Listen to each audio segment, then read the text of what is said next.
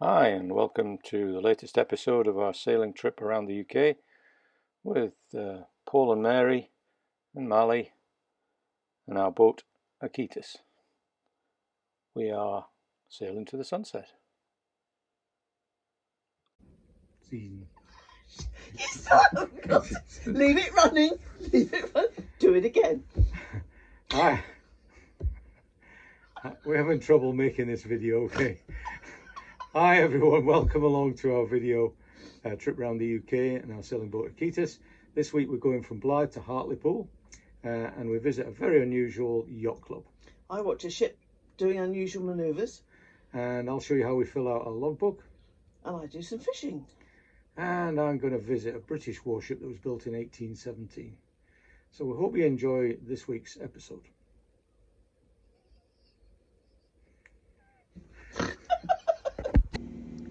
So having sampled a few of the delights of amble, we set sail along the coast on a lovely day, a little bit bouncy but very pleasant.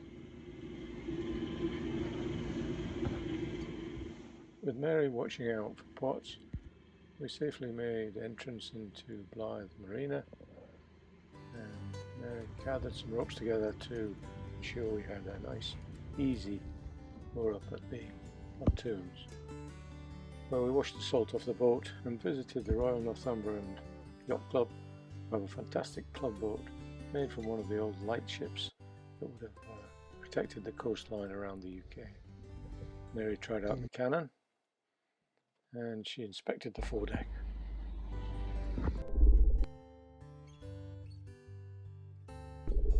And just outside the entrance of the yacht club is this sand dune and then a beautiful beach. It's got everything here. Always interesting on these northeast coast beaches, sea coal.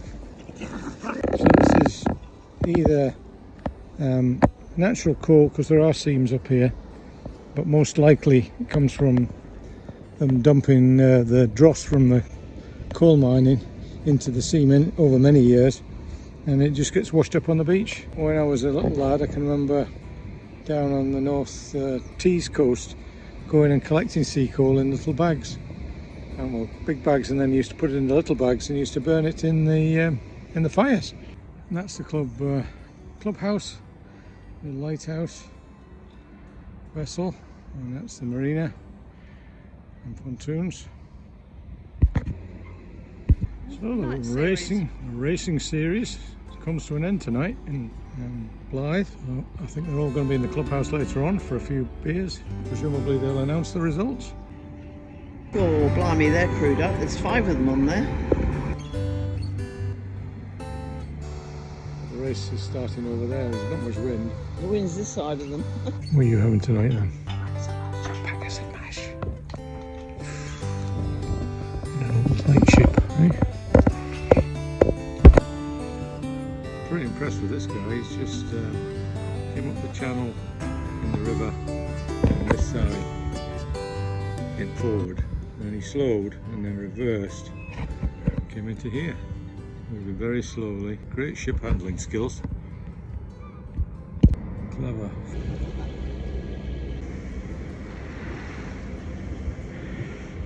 Bye bye Blyth. Nice friendly place. Great clubhouse. Well, as Mary said, it's flat as a mill pond this morning. Hopefully we get some wind to sail with. Here's the wind farm offshore. It's a proof of concept wind farm apparently. I don't know what that means. They look very resplendent, but they're not moving very fast. And we're also watching out for a pod of dolphins that we saw on the way in here. Hopefully we'll see them on the way out.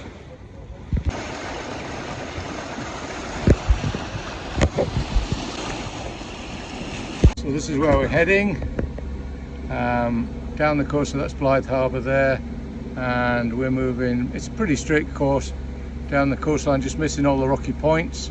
We've got tide with us at the moment, as you can see in that little diamond there. If you press that, you get tide data on the chart. I won't do that at the moment. And what you can see from Mary's navigation help is she gets 2 pointers here, 2 lines that are live. One's black, one's blue.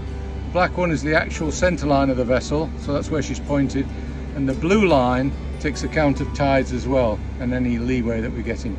So it's quite a useful thing, especially in a cross tide situation where you can point the blue line at where you want to go, and the black line is actually the center line of the vessel. Sometimes they don't agree.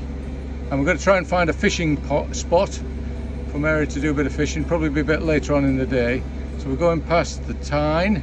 We were going to go in there, but we're going to take advantage of some decent weather to get down to Hartlepool. We'll follow the edges of here. And see, it's a fairly rocky coastline. There's very little in terms of anchorages for us. So we're just going to make our way down the coast. And when we get to Hartlepool, which is just here on the mouth of the Tees, we're just going to hang around in this area here for a couple of hours until there's enough water to get into Hartlepool. Hartlepool isn't a drying harbour, but the marina's actually full, but it has a lock gate on it, and you've got to get across the areas between the harbour entrance and the entrance to the marina. I thought I'd just talk you through a typical log entry that we do. So time at the moment we get from the main clock, which is on there, which is just about 10 o'clock in the morning, and of course we put down, and here is our course over the ground, which we get from that side of the nav screen, so it's 146 degrees, and the log is basically the speed of the vessel, which at the current moment we're under motor. We'll get it from there, that's 6 knots. So we'll put that in there. And then the distance travelled, again we get from the instruments. And we can look up data, and then we can look up distance, there we go, distance and log, and it gives us the distance the boat's travelled in total, 1694 nautical miles. And then in the logbook we enter what power we're under. So at the moment we're just under motor, so we'll put motor in there, and the wind direction there isn't really any, so we put a direction of the wind. Yesterday it was southwesterly, and we put a speed in there, and we get the speed from this instrument. Okay, so this is the wind speed. Most of this is generated by our speed through the air and through the water. So this is speed the boat's doing, and of course it registers on here when the anemometer at the top of the mast spins round. We're getting 3.1 knots. So we'll put that down there, but it doesn't really signify very much. And the radio blasting in the background. And then we have a little time, BPF loud and clear. We have a little barometer on the boat. So at the moment there's been quite a drop in pressure since we last read it, and it's 1016 is what I read that as. So that's Calderwell Bay on starboard quarter, and then anything else, you know, we might say that we saw some dolphins or something like that. I sometimes do little doodles in here, and I quite like doing pictures of places that we pass. This is how you used to get in lots of pilot guides, approach distances and angles and things into anchorages and ports. You would get some significant item on the shore, maybe a tower or a church tower or a rock or something, and it would guide you into the anchorage. Quite a significant feature in the town there. I don't know whether it's a mosque or a seaside pavilion, but quite impressive with a white dome. It's a good mark anyway. And there's an offshore supply vessel doing his safety drills, so he's been launching his life rafts.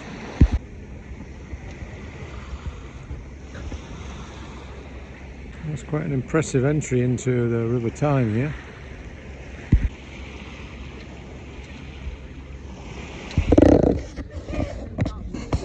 I'm coming to have a look in your bucket. What have you got in there?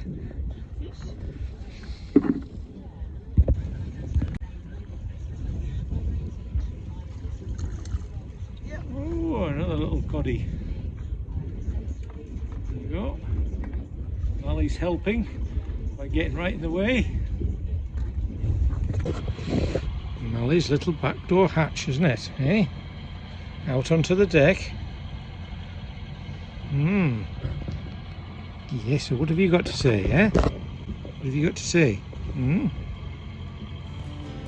Yes, you can get through there, no problem. Are you going to do some steering? No, you're not going to do some steering. Okay, how about a bit of a lie down? So this is coming around the corner and our view towards the marina entrance, or harbour entrance, and then into the loch. Okay, this is the entrance to Hartlepool Marina Harbour, and the gates are the two white squares in the middle of the screen now. It's interesting the way all the wind farms kind of line up as you're coming abreast of them. It's almost like they've created ley lines to collect the wind. You'd have thought they would have randomised them, but they seem to keep them in lines. And this is in the dock gates at Hartlepool. That's the dock operating, so it's filling us up. Bring us up to the level of the water inside the marina. A kind of circular shape rather than the flat shaped ones that we see in the Caledonian Canal. So this is the new Harbour Office lock gate building. Operates the dock gates in here. And the entrance to the marina. And of course there's the inevitable monkey at Hartlepool, which seems to be making them money a little bit. That's good for charity. That's us into the entrance. Quite a complicated marina. And a square rigger over there. Go around here and find ourselves into a little berth around the corner here. I think it's going to be a bit tight. We'll see. Recognise this boat on the right? I think I do. I think it's been in Nairn for a few years. Yes, it's changed colour. It's indeed, yeah. The Kenilworth it is indeed, yeah. Tight squeeze, but we made it okay. Have the Tees and Hartlepool Yacht Club. But it looks like times are pretty rough around here. They've got electric fences around it. So, I don't know. Seems like a well-protected compound. Well, this looks like an interesting place to visit. National Museum of the Royal Navy, Hartlepool. And I'm going to trip there today, just have a look around quickly before we sail at lunchtime. Mary's doing some washing, she didn't fancy coming, so I'll pop in and have an hour in there. This is the Wheatfield Castle. It's a paddle boat by the look of it. I can highly recommend the museum. I loved everything that they had in there. Great static displays. The old admiral there was having his leg bandaged, and we went aboard the Trincomalee warship to have a look around. Class fibre replicas, but there are 4 originals up on top. Beautiful. I think they're taking a bit of moving. A bit bigger than our winches. This is the officers' area. I guess it's all cleared for action by the look of it. With all the panelling taken away, captain's cabin desks, and his dining table where the officers would have eaten. How about that for a bay window view there? Very impressive. That's her stern bearings for the stern rudder. So she's built from mahogany. She's built in India because there wasn't enough oak in the UK to build her. It used it all during the wars with Napoleon. It's been quite impressive to see them all firing at once, well in sequence as a broadside down the line there. And all the guns were shot backwards with the recoil. So that's where they keep all the shot. Cruise quarter down here, where they would have eaten and put their hammocks up. Full headroom, you've got to keep your head down here, you get your head knocked in. Quite impressive.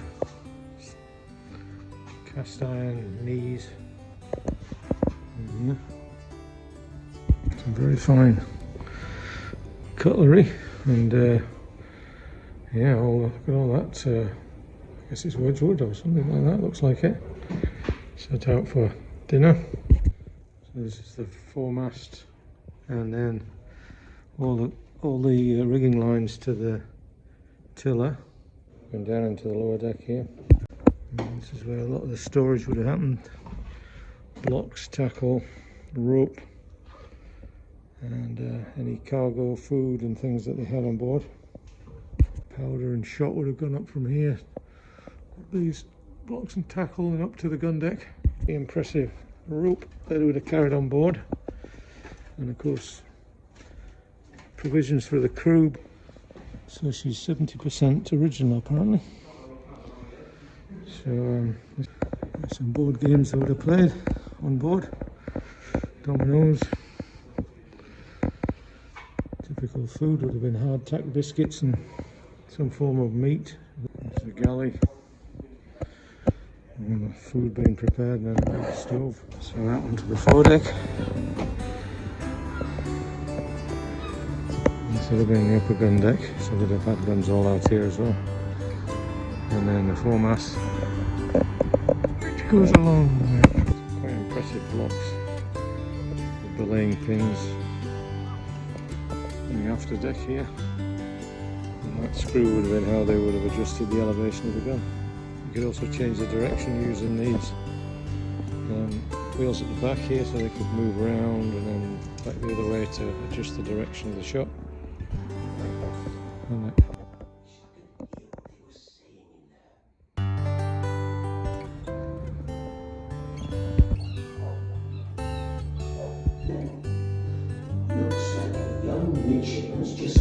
Well, this was the punishment for wrongdoers back in the day, was the stocks.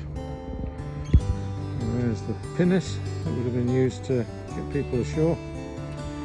And boat's still undergoing painting.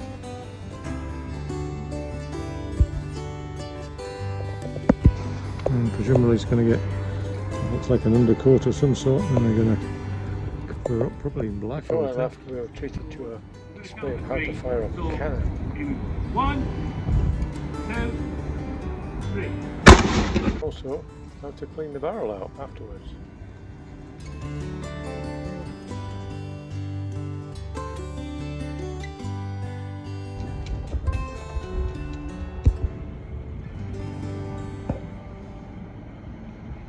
Bye Hartlepool, see you next time.